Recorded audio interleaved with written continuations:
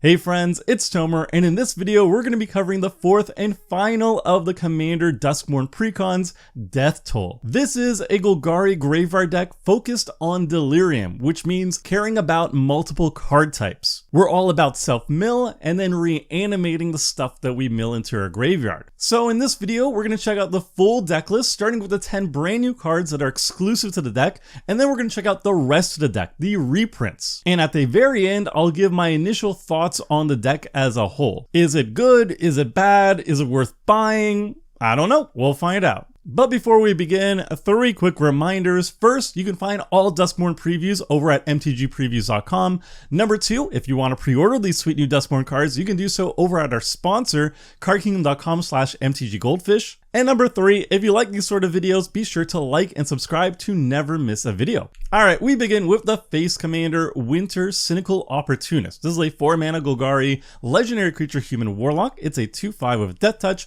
and whenever it attacks, mill 3 cards, and it has Delirium. At the beginning of your end step, you may exile any number of cards from your graveyard with 4 or more card types among them. If you do, put a permanent card from among them onto the battlefield with a finality counter on it. So face commanders are designed to tell you what the deck is all about, and in Winter's case it's telling you this is a Delirium deck. We want to be filling our graveyard with lots and lots of different card types, so Winter does that by milling whenever you're attacking, and then it wants to reward you for having 4 or more different card types in the graveyard. In Winter's case, this is a very powerful reanimation ability. We exile some cards and then we get to reanimate any permanent from our graveyard directly onto the battlefield at the beginning of our end step. It costs 0 mana to activate, it doesn't even require attacking or anything, and we can get its value basically the same turn that we cast Winter because it's an end step trigger if we match the requirements. So the stock precon is made to make Winter shine. Certain things that we're going to be reanimating with Winter are going to be giant creature beaters, like giant Adaphage, like any good Golgari graveyard deck does. But the twist with Winter is that most Golgari graveyard decks focus on creatures, but Winter can actually reanimate any permanent, not just creatures. So stuff like Demonic Covenant is another great target to reanimate with Winter. It draws its cards, it self-mills, and it also puts demons on the battlefield. So these are 2 cards that you're going to find in the stock precon list. Also of note, for cards like Giant Adaphage and other card reprints that we're going to be covering in the video, it's not going to be the same version of the card that you're going to be finding in the precon. First of all, the set symbol is going to be the same as the Winter set symbol and also the Demonic Covenant set symbol, and also the artwork may be different. The reason for that is I don't have all the reprinted card images available to me at the time of making this video, so they're not going to match perfectly, but it's going to be the exact same card. So what you're going to be noticing with this Winter deck is that the deck is basically built around Delirium. You're going to have a diversity in terms of card types, and that means we're not just going to be all in on creatures or enchantments or artifacts or whatever. We're going to have a nice mix of all of them. And on top of that, we're going to have an extra focus on permanents that have multiple card types. So you can see with Demonic Covenant, for example, it's not just an enchantment, it's actually a kindred enchantment. So that's 2 different card types. And that means a single card counts as 2 card types in the graveyard, making it much easier to turn on Delirium. And that also means if we're trying to reanimate with Winter's ability, we don't necessarily have to exile 4 cards every single time we're reanimating something. If we just have 2 cards in the graveyard that are 2 different card types, like say an artifact land that's in the deck and Demonic Covenant, which is a kindred enchantment, those are 4 card types among 2 different cards. So we just have to exile 2 cards, those 2, to reanimate something with Winter. So the price of Winter's ability seems steep, but it's actually much easier to pull off in practice. Next, we'll check out the secondary commander in the deck, and this is Rendmaw Creaking Nest. This is a 5-mana Golgari legendary artifact creature Scarecrow, so again, 2 different card types. It's a 5/5 with menace and reach, and when it enters the battlefield, and whenever you play a card with 2 or more card types, each player creates a tapped 2/2 black bird creature token with flying. The tokens are goaded for the rest of the game. So Rendmaw cares about Delirium, but kind of in a different way. It cares about casting and playing cards with multiple card types, so you can make an army of 2/2 flyers for everybody, and they just are goaded and they smash each other. It's really, really funny. But it doesn't really care about the graveyard. It's not caring about self-mill. It doesn't care about the graveyard at all. It actually cares about playing the cards with multiple card types rather than having them in the graveyard. So like all the the secondary commanders, Rendmaw's not a really good choice to lead the stock precon. The Face Commander Winter's much better suited at doing that. However, it's a card that you can go and take and build differently. Cards in the precon, such as Formless Genesis, if you cast it, it's a kindred sorcery, so you get to make a crow. And then Dark Moss Bridge, it's not a cast trigger, it's a play trigger. So just playing lands that have multiple card types, like Dark Moss Bridge, an artifact land, is also going to trigger its ability and make 2/2 flyers for everybody. But that said, you can take out the cards that are focused entirely on the graveyard and replace them with more cards that are just multiple card types, and that'll just trigger Rendmaw more consistently. So Rendmaw's neat. It's a new type of like goad style commander that cares about multiple card types, which is something we haven't seen before. It's also Scarecrow, so any of you degenerate Reaper King players out there are probably salivating at the set because we got a lot of new Scarecrows, and that means a lot more boom booms on everybody's lands and everything. So hooray for Reaper King players, sad times for everybody else basically. Alright, there are 8 other cards that are not legendary creatures that are exclusive to the deck, so we'll check them out. We'll start with Ursine Monstrosity. This is a 3-mana green creature bear mutant. It's a 3/3 with trample. At the beginning of combat on your turn, mill a card and choose an opponent at random. It attacks that player this combat if able. Until end of turn, it gains indestructible and gets +1/+1 for each card type among cards in your graveyard. So this is a nice thematic beater for the deck. It mills, which is what the deck wants to be doing. It cares about Delirium in a kind of pseudo way. It just cares about having multiple card types in the graveyard. The more card types you have in the graveyard, the larger this beater becomes. It's always going to be attacking. You don't get to control who's attacking, but it's always going to deal lots of damage. It has trample and indestructible, and it gets bigger over time. Great stuff. It's just a vanilla beater though, but it's very well suited to this deck. Next, we've got Demolisher Spawn. It's a 7-mana enchantment creature horror. So again, 2 card types over here. Trample Haste, 7/7. It's a Delirium. Delirium, whenever it attacks, if there are 4 or more card types among cards in your graveyard, other attacking creatures get +4/+4 until end of turn. So this is a great top-end Delirium payoff for the deck. It's a card that also helps trigger Delirium very well if you mill it into the graveyard or whatever, but if you like just cast it from your hand and then swing into combat, it's essentially like the deck's on-theme Craterhoof. Is it as good as Craterhoof? Obviously not, but it's much better than like an Endrace Forerunners for the Delirium deck. It's also 2 different card types, so it also synergizes much better for the Delirium deck. So it's just a top-end finisher, very, very good. Giving all your creatures +4/+4 is just very solid, and it's already a 7/7 Trampler Hasty the turn you cast it. Just nice stuff. Then we've got Deluge of Doom. This is a 3-mana black sorcery. All creatures get -X until end of turn, where X is the number of card types among cards in your graveyard. So this is the Delirium version of Toxic Deluge. It's the same mana cost. It gives stuff -X until end of turn. This one doesn't require you to lose life though. It's obviously a lot slower because you need to have a stocked graveyard for it to do its thing.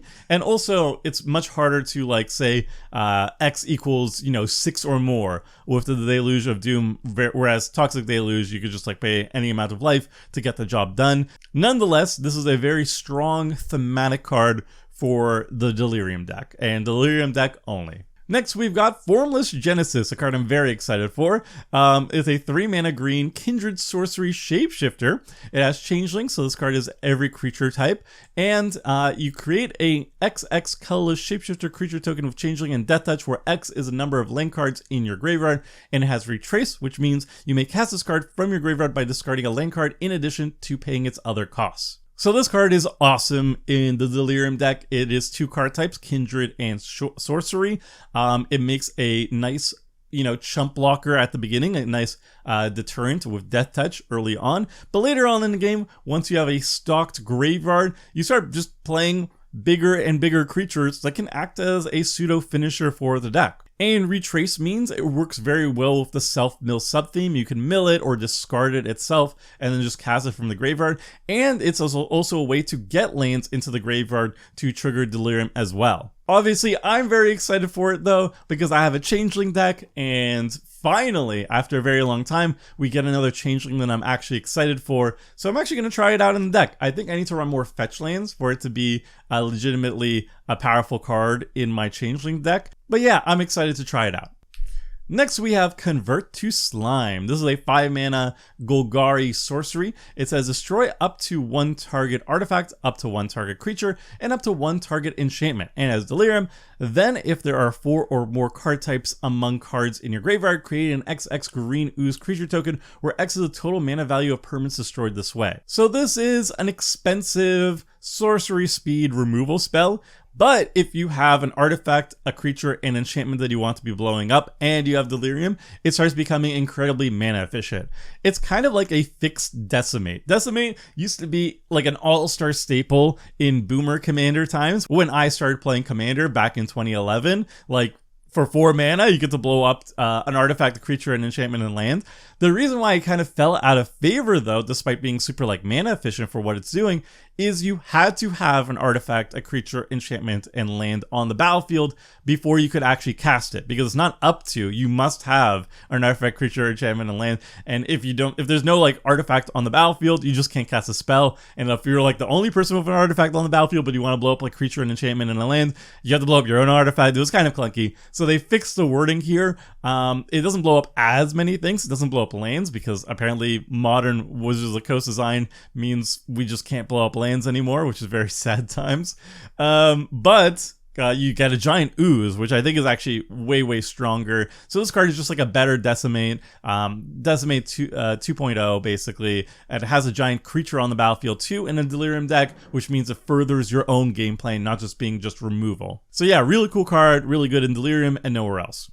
Next we have Into the Pit. This is a 3 mana black enchantment that says you may look at the top card of your library at any time. You may cast spells from the top of your library by sacrificing a non-land permanent in addition to paying their other costs. So this is Black's Future Sight in a way. I guess Bolas' Citadel was Black's Future Sight. This is another Black Future Sight, but it is focused on an aristocrat strategy basically. Like, you can cast the stuff from the top of your library, which is really good, but you have to sacrifice things to do so. I think this makes the card okay in this deck. This deck isn't really focused on aristocrats, to be honest, but it is much better in like aristocrat decks, obviously. If you constantly want to be sacrificing things, then this is a sacrifice outlet that is also card advantage and becomes very mana efficient if you actually view the sacrifice part as an upside. So yeah, it's a really cool card.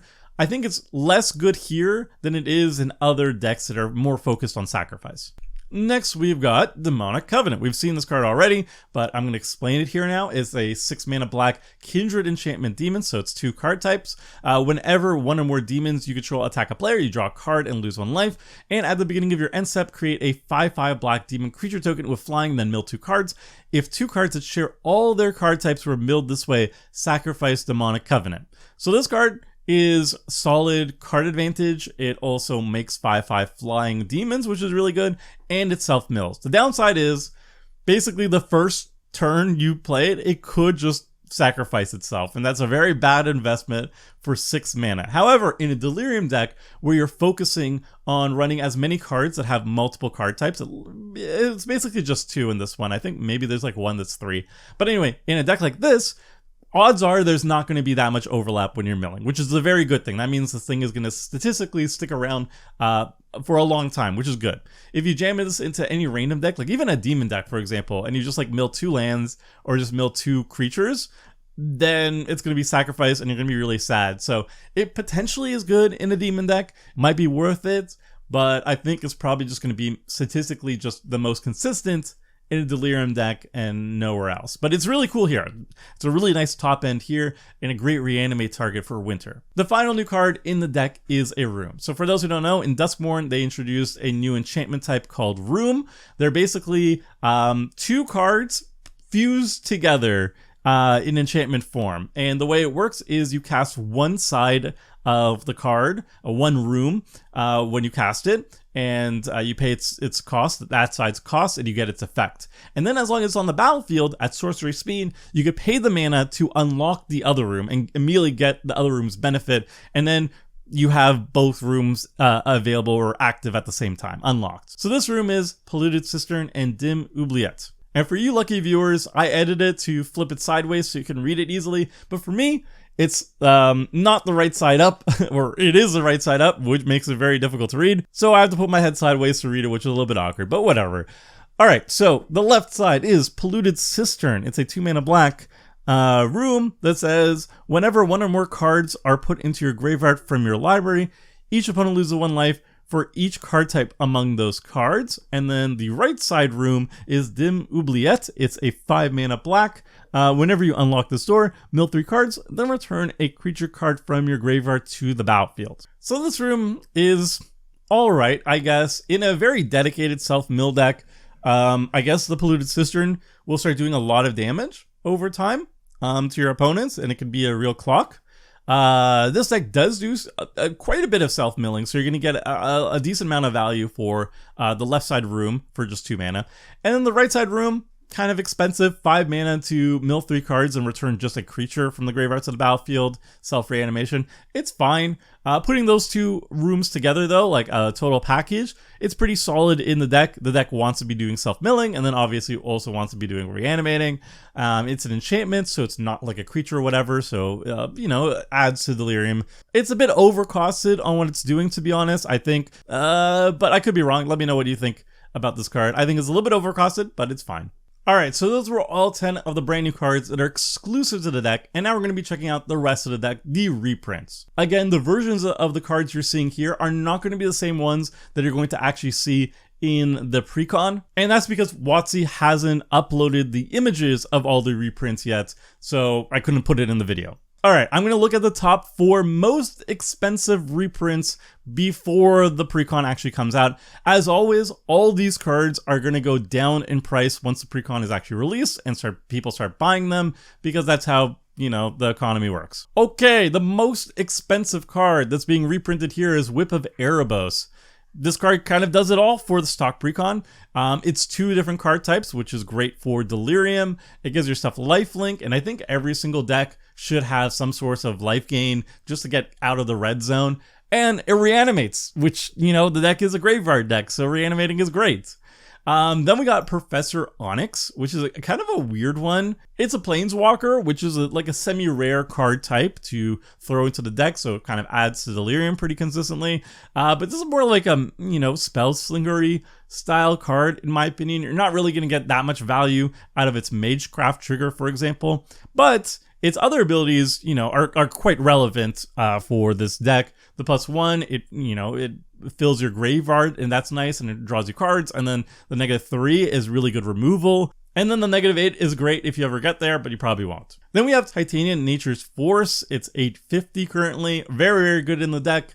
You're typically going to be milling forced into your graveyard and everything, so being able to play them directly from the graveyard is like nice card advantage. And then yeah, you make a bunch of creature tokens that are really, really big beaters, good blockers, good attackers, and then when stuff are dying, you get to mill, which is exactly what the deck wants to be doing. So all around great reprint here. And then reanimate, again, it's a graveyard deck. You're always going to have good targets to reanimate. Really solid, A+. Now we're going to check out the rest of the reprints. We're going to be starting with the creatures, and then we're going to looking at the other card types, and we're going to start at the lowest mana value and work our way to the highest mana values. So the first one is another really great reprint here. It's $7. It's Dryad Arbor. It's both a land and a creature, so it's 2 different card types. Excellent card in general, particularly powerful in Delirium because, you know, it counts as 2 different card types. Then we have Gnarlwood Dryad. It works well with our milling theme and our graveyard theme. Haywire Might, it's removal. That's also an artifact creature, so 2 different card types. Citrus Supplier, always love to see the reprint over here. It just fills our graveyard super efficiently. Deathcap Cultivator, it's a mana dork, it fixes for us, and it's also a good blocker when we have a full graveyard. Grim Flayer, another great card that I absolutely love. I remember when this card was like, everybody was thinking it was going to like dominate Standard. Did it ever dominate Standard? I don't think it did, but I remember there was a lot of hype for this card back in the day. But anyway, it's really good. It mills, and then it gets big. That's cool. Obsessive Skinner, also is a Delirium card, very solid. Old Stick Fingers, also really good. Mills, you know, and then it's good. Sakura Tribe-Elder, love Mia Steve. Scavenger Ooze, gotta keep the other decks graveyards honest. Skull of Grove Dancer, very nice. You know, you gain life, and then you could also put, you know, well, Skull of Grove Dancer, it's solid, it gains you some life, it helps you mill. Suspicious Bookcase, it's an artifact creature, so 2 different card types. It's not very good, but fine. Burnish Heart, also 2 different card types, and it ramps, not very efficiently, but also it's fine. Nyx Weaver I absolutely love, you know, it's 2 different card types, again, for Delirium. It can mill you incrementally, which is also great, and then you can pop it to get some card from your graveyard back to your hand. Always nice. Carrion Grub. It's only 1 creature type, but it gets really big, and it ETB mills, that's solid. Solemn Simulacrum ramps, Sacrifice Father, and it's 2 different card types. Ishkana is another Delirium payoff, really, really nice here. Moldgraph Millipede mills, and then, you know, gets bigger. It's alright. Kind of expensive for 5 mana, whatever. Noxious Gearhawk, though, it's removal and 2 different card types, very nice. Good reanimate target, too. Giant Adaphage, just a big creature. Doesn't really care about Delirium or whatever, but it's a good reanimate target. Hornet Queen, again, is just a good reanimate target. Puts a lot of creatures on the battlefield, makes it really hard to attack. Moldgraph Monstrosity doesn't really work well with Winter as a reanimate target, because if you put a finality counter on it, you don't get the death trigger. But if you're just like hard casting it or whatever, it's fine. Vile Mutilator, very good Winter target though, because it gets around the additional casting cost if you just put it from the graveyard directly onto the battlefield. And then its ETB trigger is really, really powerful. And then it's a big 6/5 trampler. It's like one of the best targets for Winter, I think. And then we got Grist the Hunger Tide. It's another Mill Matters, Graveyard Matters Planeswalker, and it's a Planeswalker, so it also counts towards Delirium very nicely. Omnixus Reignited, it's okay, but it is also a Planeswalker, and there's not that many of them. Ren and 7, much, much better. You know, it's Mills Matter, Graveyard Matters, very nice. Grapple with the Past, another one that's, you know, milling and also returning stuff from the graveyard, very nice. Same thing with Grizzly Salvage, really good. Inscription of Abundance is a weird one. I don't know why it's here, but it is. And yeah, I don't know. It's flexible removal and stuff. Who cares? Mulch, it's a classic card for the graveyard decks. Night's Whisper is fine. Rampant Growth is solid. Arachnogenesis is a good reprint. I'm not a big fan of fogs, but if the fog does a lot for you, then I'm behind it. Like Teferi's Protection, Ink Shield, and I like Arachnogenesis. It puts a whole bunch of bodies onto the battlefield. It could even kill a potential attacker too. Harrow is a good way of ramping, but also putting a lane into the graveyard for Delirium. Putrefy is fine. Culling Ritual is good. Harmonize is fine. Then we got some Mana Rocks, Sol Ring, Arcane Signet. More Mana Rocks, Talisman of Resilience, Mind Stone, Commander Sphere. Commander Sphere is particularly nice because it ramps, but then also if you need an artifact for Delirium, you can just crack it. It's cool.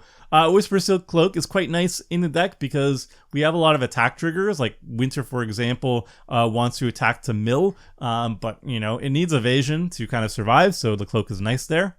Then we got enchantments, Cemetery Tampering. It mills and also, you know, it lets you cast a card for free. Crawling Cessation, again, mills, makes some 1/1s, that's nice. Binding of the Old Gods is an enchantment that puts itself into the graveyard after the final chapter is done. It's also removal and ramp, it's nice. Death Ritual, draw some cards. Deadbridge Chant, old school cool in my opinion. ETV mills, and then very slow reanimation, overcosted for 6 mana, but I absolutely love it. And then most of the lands are just like generic mana fixing or basics, but some notable ones include Evolving Wilds, which sacrifices itself, puts itself into the graveyard. Very good. The cycling lands like Tranquil Thicket also can just be cycled and put into the graveyard if you don't need more lands in your hand. And then there's a couple lands, just a few, I think like 3, that are multiple card types. And they're all artifact lands. So Vault of Whispers is one of them. It's an artifact land, so it counts as 2 different card types when it's in the graveyard to make Delirium even easier. So initial impressions of this deck, I think it's pretty solid. It is a Golgari graveyard deck, which, you know, is one of the most popular and common ways of building Golgari, but it has a cool twist where it actually cares about Delirium, and it's not limited to just reanimating creatures, which is something that Golgari graveyard decks are almost exclusively. They're just like, reanimate creatures, have fun with that. This one is actually caring about Delirium, which is very refreshing, and it can reanimate other things. That said, I think this is going to be by far the least popular of the precons. I think this is going to like underperform horribly. And the reason why is because casual players hate exiling things and they hate finality counters. The idea of having to exile stuff from your graveyard as a graveyard deck is like kryptonite to casual players. And the idea that you reanimate something, but then when it dies, it gets exiled instead, again, is just like, it just blows people's minds. They cannot fathom doing that. The logic is simply like, oh, what if I want to reanimate the thing that I exiled later? Or the finality thing, what if it dies, it gets exiled, but then I wanted to reanimate it again later on? What if? Now I'm removing the possibility. It kind of means that no matter how good these type of cards are, just casual players will not play them. It's kind of like the same irrational fear of being milled. Like, oh, what if I wanted to play the cards that were put into my graveyard? How dare, you know?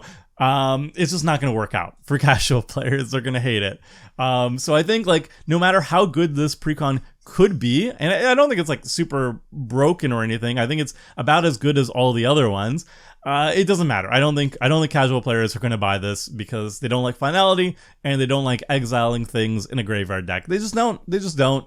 I hope to be proven wrong, but I don't think this precon is going to sell at all.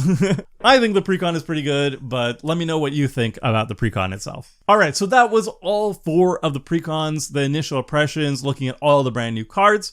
Now I'm going to be releasing some shorts covering upgrades for all the precons, and then after that I'm also going to be doing a ranking guide covering all the legendary creatures from the Duskmourn set, the main set, and also the Commander precons. I'm going to be ranking all of them in a tier list because everybody loves tier lists. So if you like that sort of stuff, be sure to like and subscribe, and until next time, friends, see ya!